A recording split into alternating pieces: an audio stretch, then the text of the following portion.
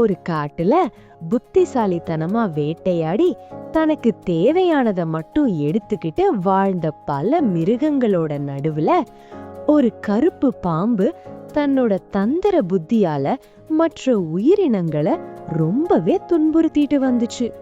அந்த பாம்பு ஒரு மிகப்பெரிய ஆலமரத்துக்கு அடியில வாழ்ந்துகிட்டு இருந்துச்சு.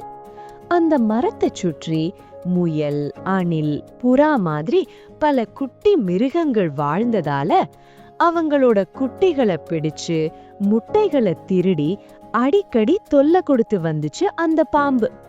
ஒரு நாள் இதுக்கு மேல பொறுக்க முடியாம எல்லா மிருகங்களும் சேர்ந்து பேசுனாங்க.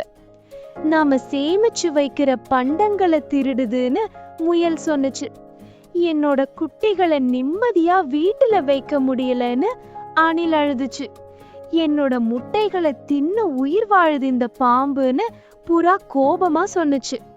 அப்போ அங்க இருந்த ஒரு புத்திசாலி ஆந்தை அமைதியா சொன்னுச்சு, நீங்க ஒண்ணு சேர்ந்தா இந்த பாம்பை விரட்ட முடியும். எப்படின்னு கேட்டாங்க. ஆந்தை சொன்னுச்சு, உங்களுக்கு பலசாலி நண்பன் வேண்டாம், சாதுரியமான நண்பன் வேணும். அதனால பக்கத்து மரத்துல இருந்த குரங்கு கிட்ட உதவி கேட்டாங்க. முதல்ல குரங்கு பயந்துச்சு. ஆனா ஆந்தை சொன்ன ஒரு யோசனைய கேட்டதும் உதவி செய்ய சம்மதிச்சுச்சு.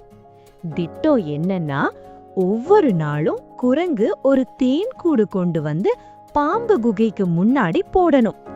பாம்பு தேனை சாப்பிட்டு சந்தோஷமா போயிடுச்சு.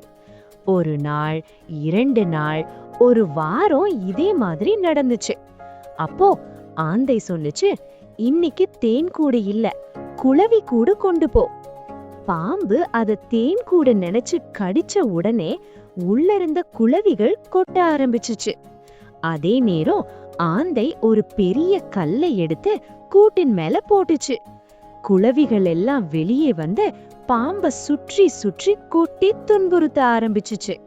உயிர் காப்பாத்த பாம்பு காட்டோட உள்பகுதிக்கே ஓடி போயிடுச்சு. அதுக்கப்புறம் ஆலமரத்துக்கு அடியில எல்லா குட்டி மிருகங்களும் நிம்மதியா வாழ ஆரம்பிச்சாங்க.